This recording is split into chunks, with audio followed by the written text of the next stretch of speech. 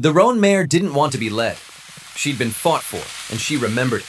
Kept twisting her neck back to look at the man on the gray horse like she was memorizing him for future reference. The Cimarron Breaks don't care about a man's business. They've watched plenty of worse men ride through.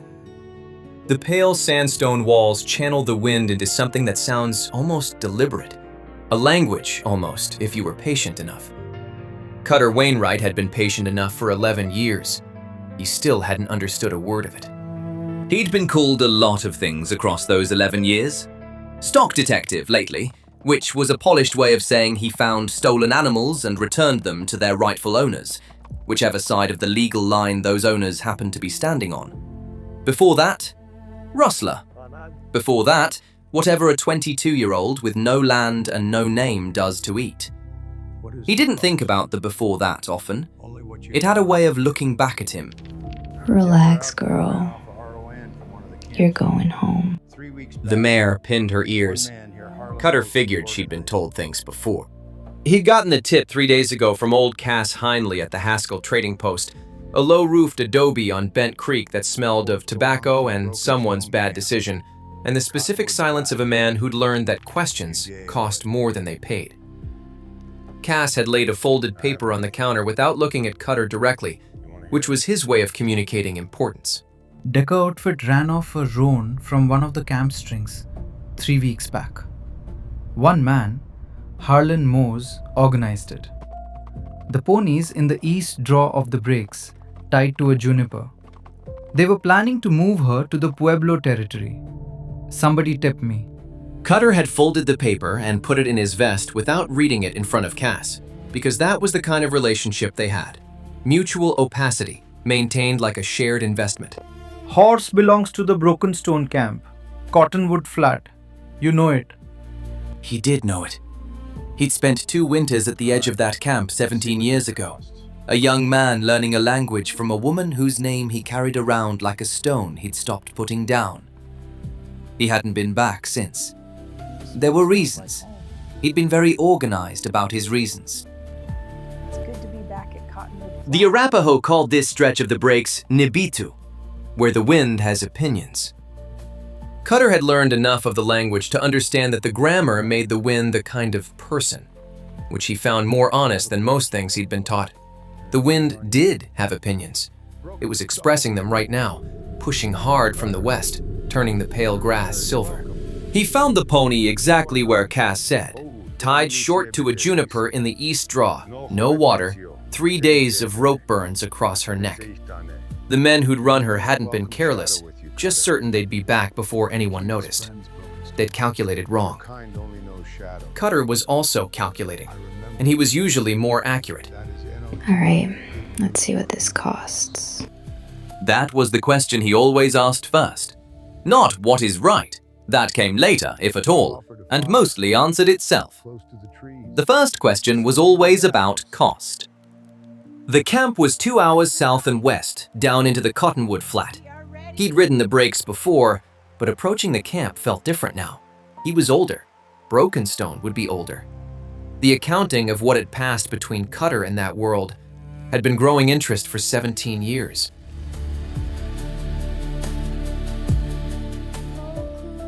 The cottonwood trees appeared before the camp did, a dark smear of green against the yellow-brown grass, old growth, big enough that the shade covered the whole clearing. He could smell the cook fire. The rope corral was strung between 3 trees along the north edge, 6 horses moving easy inside it. One of them lifted her head as the roan mare smelled home and pulled hard toward the fence. Cutter let the rope out another yard. A man emerged from the tree line. 60 maybe, though the breaks aged a person faster than the calendar accounted for. Broad through the chest, a face that had worked out its opinions a long time ago and stopped renegotiating them. He wore a wool blanket across his left shoulder and carried nothing in his hands, which was either trust or confidence or both. Cutter kept the gray horse at a walk. The roan mare was pulling hard enough now that he had to hold the rope at his chest. 20 yards. 15. He stopped. He said in Arapaho, the formal greeting, the one for meeting someone again after a long time, not the casual one, the one that acknowledges the absence.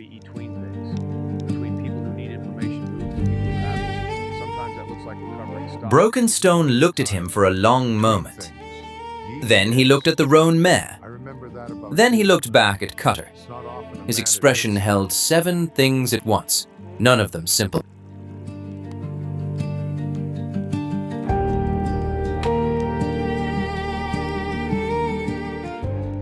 They'd given him a place near the fire, which was hospitality, and they'd put it close enough to the tree line that he could leave quickly, which was also something. Cutter understood both gestures. He'd been speaking that particular dialect his whole life. The camp was 3 lodges and a quietness that had weight. He counted 6 people by firelight. Broken Stone, 2 older women who spoke to each other and not to Cutter, a pair of young men who watched him the way you watch weather moving in from the wrong direction, and the girl. Sena was 8, maybe 9. She had her father's stillness and a cut on her left hand that had already scabbed clean, the kind of cut you get from a fence or a rope or something resisted. She'd been in the corral when they ran the mare. He could see that from the way she moved around the rope fence now, methodical, checking every knot the way someone checks a thing that was broken once. The mare was back in the corral. Sena hadn't spoken to the animal yet, not directly. She walked a slow circle instead, maintaining distance that seemed to Cutter less like fear and more like ceremony, approaching something sacred at the right pace, not the fastest one. Little wind, I know your name. The mare's ear swiveled toward the sound. Broken Stone sat across the fire from Cutter and said nothing for a long time. This was its own language, and Cutter spoke it. He waited. The fire popped. An owl called from the cottonwood trees, once and not again.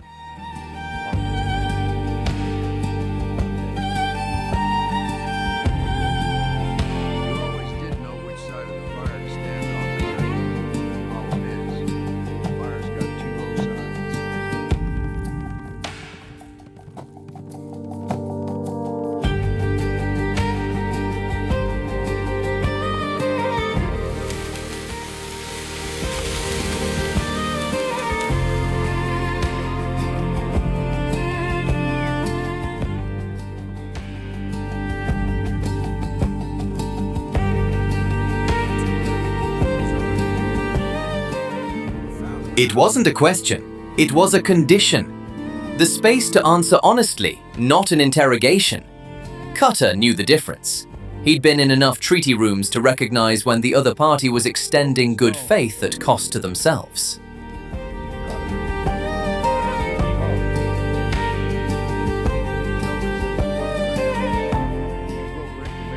Broken Stone turned this answer in his mind the way you turn a river stone, feeling for the smooth side and the rough. I saw what happened. Drew first. He says the pony's return was part of building the arrangement. He poured water from a clay pot and set a cup near Cutter's knee without handing it to him. Close enough to take, far enough to be a choice. Cutter took it. They both noted that he did. 17 years is a long time. The night came in from the east, the way it always did in the breaks. Fast and definite, no ceremony. Been lost either way. The fire was the whole world for a while. That much was The 2 older women had gone into the nearest lodge. The young men sat near the corral. Sena had finally gone to the mare. She was standing with her forehead against Hoku's neck, not moving, just there. The mare stood very still. Cutter watched that and felt something he didn't have a negotiated position on.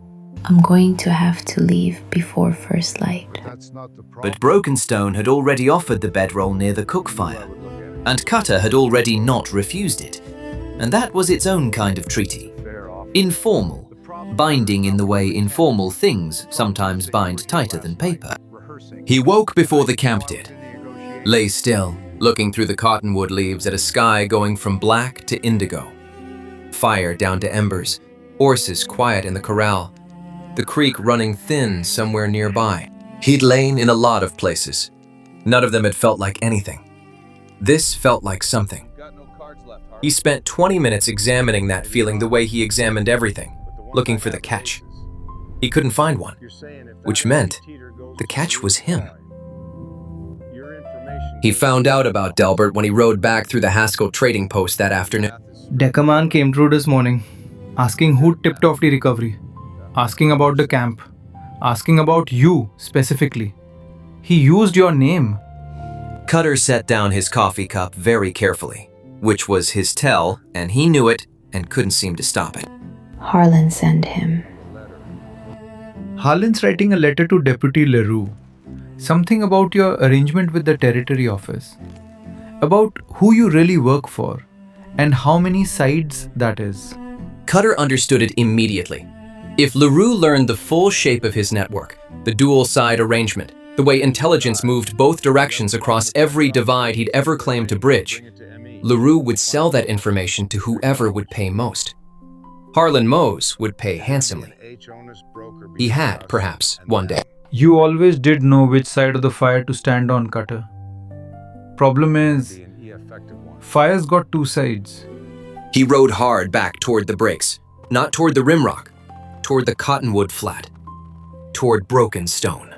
Because the thing he hadn't told Broken Stone, the thing he'd been careful not to say in 4 languages, was that this alliance he'd been building toward, it wasn't charity.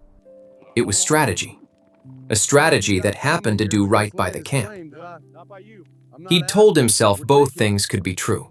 He'd lived his whole life on both things being true at the same time. He just had to get there before Broken Stone heard it from someone else. He didn't make it in time to control the information. He made it in time to be there when it landed, which was worse. Delbert had beaten him by 2 hours.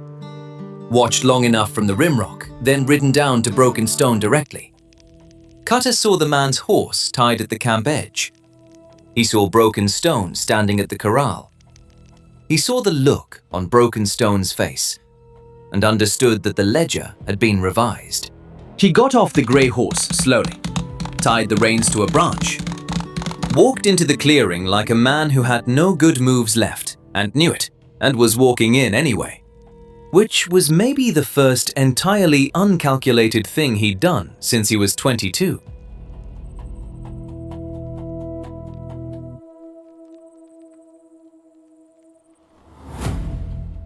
Cutter said nothing.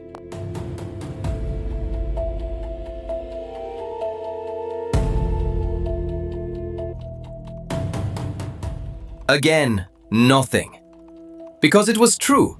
And Broken Stone wasn't asking a question. Cutter said, finally in Arapaho, "The pony would have been lost either way if I hadn't moved. That part was real."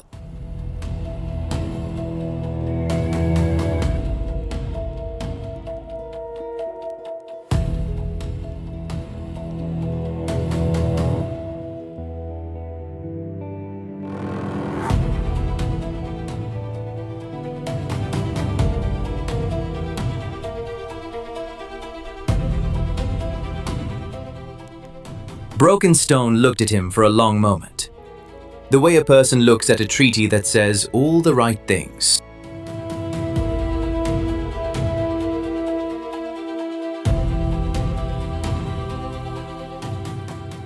That was it. That was the whole thing.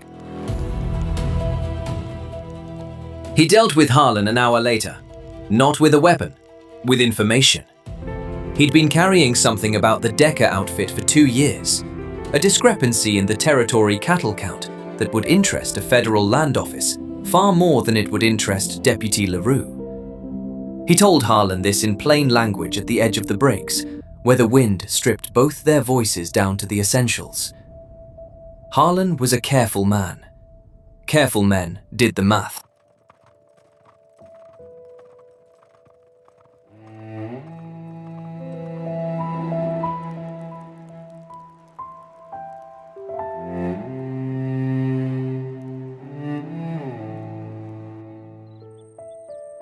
Harlan's jaw worked. Same calculation, same precision, Only Harlan had let it become everything. Cutter was looking at himself 15 years from now if he kept living the way he'd been living.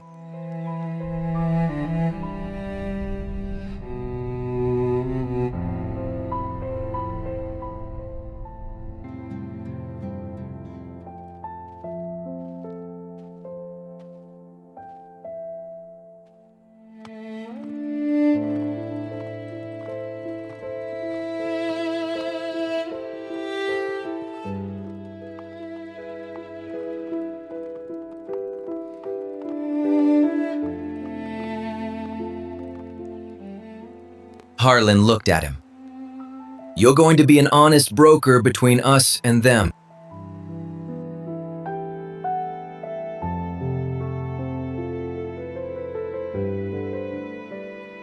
Harlan rode away.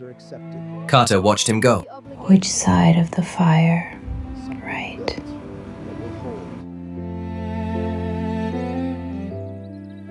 He went back to the cottonwood flat, laid out the terms plainly. His network would pass information about Decker operations threatening the camp. In return, Broken Stone's people would route news of organized rustling through the same channel. Both sides would benefit. Both sides would know what they were. Broken Stone listened to all of it. When Cutter finished, he said,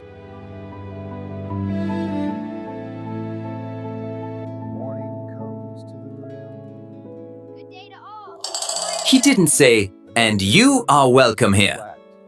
He didn't say, "Come back in winter." He said the terms were acceptable, in the same tone he might use for any negotiated agreement with a competent stranger.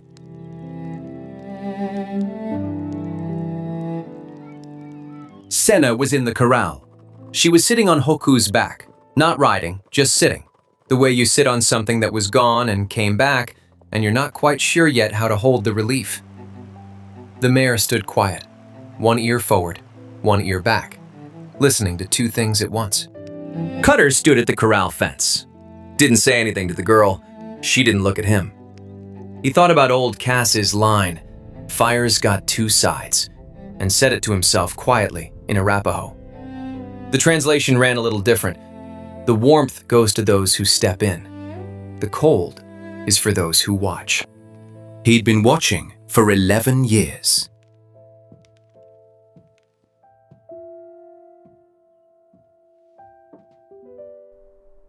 He rode up to the rim rock at dusk. From there, the sandstone walls going amber, the cottonwood flat a dark smear of green, the cook fire just starting to orange at its center. 3 lodges, a rope corral, smoke going straight up in windless air. The alliance was real. The mutual obligation, the terms, all of it would hold. He was good at building things that held. He was less good at building things that were warm. He touched belonging last night, lying in the firelight of someone else's home, hearing the creak, watching the cottonwood leaves. He'd spent 20 minutes looking for the catch. The catch, it turned out, was that belonging requires you to arrive without a strategy. He didn't know how to do that. He wasn't sure he'd ever known. Below him, Hoku moved to the fence line and stood looking south. The mare had a preference, he supposed. Animals knew where they belonged. They didn't negotiate it. The smoke rose straight up. The wind had gone quiet. The public face and the private cost in the same breath. Both sides had gotten what they'd agreed to. He'd seen to that. He was very good at making sure both sides got what they'd agreed to. What neither side had agreed to give him was what he was most careful not to ask for. Below, in the cottonwood flat, one small figure in the corral and one roan mare, and the smoke going up, and the sky going dark, and the wind holding its opinion.